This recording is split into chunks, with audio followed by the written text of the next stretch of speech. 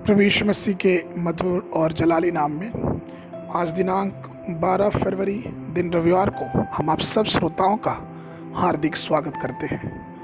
आज के दिन के लिए जो वचन है वो लिया गया है मत्ती रचित सुसमाचार उसका 3रा अध्याय 16 और 17 पद।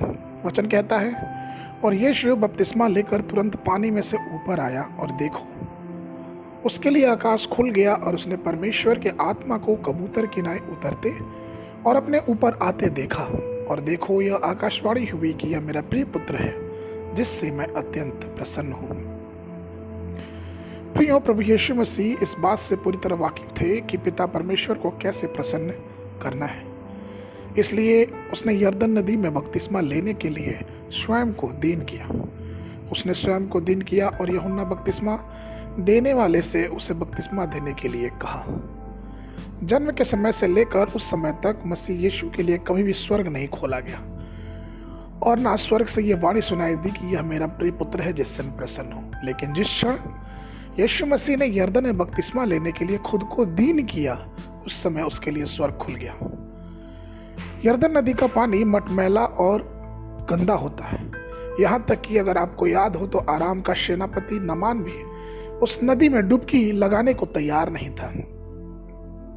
उसने दमिश्क में अबाना और परपर नदियों को इस्राएल के सब जलाशयों से उत्तम समझा।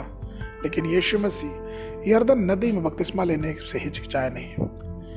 यरदन नदी में बपतिस्मा लेने के लिए खुद को समर्पित करने का कार्य यीशु ने बड़ी विनम्रता से दर्शाया। प्रकाशित वाक्य पुस्तक 22 के 1 पद में वचन कहता है, फिर उसने मुझे बिल्लौर किसी झलकती हुई जीवन के जल की एक नदी दिखाई दी जो परमेश्वर के मेमने के सिंहासन से निकलकर उस नगर के सड़कों के बीचों बीच बहती है। सोचिए कि प्रभु यीशु मसीह स्वर्गीय नदी के बारे में बघारी नहीं बोला, उसने घमंड नहीं किया, लेकिन खुद को दीन किया और उसने यरदन नदी के पानी में उतर गया। यहाँ तक कि यूहन्ना बपतिस्मा देने वाले ने परमेश्वर प्रभु यीशु मसीह से यह कहा कि मुझे आपसे बपतिस्मा लेना है। लेकिन यूहन्ना हैरान था कि जो पाप नहीं जानता है वो मुझसे क्यों बपतिस्मा ले रहा था, क्योंकि यूहन्ना बपतिस्मा देने वाले का बपतिस्मा जो था वो पापों की क्षमा के उद्देश्य से बपतिस्मा दिया जा रहा था और यीशु मसीह निष्पाप था।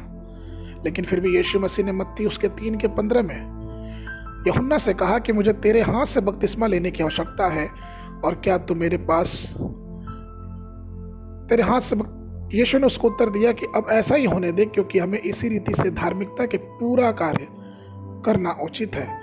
और यूहन्ना ने यीशु की बात मान ली।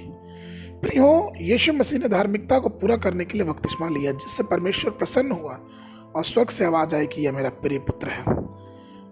प्रभु के प्रिय लोगों, आइए हम भी प्रभु की धार्मिकता को पूरी करें, प्रभु यीशु मसीह के वचनों को पूरा करें जो वचन परमेश्वर ने हमें बाइबल में दिए हैं, कि उसको पूरा करके हम परमेश्वर के नाम से प्रसन्न होते जाएं। आज के मनन के लिए गलतियों की पुस्तक उसका 3रा अध्याय 27 पद। और तुम में से जितनों ने मसीह में बपतिस्मा लिया है उन्होंने मसीह को पहन लिया है।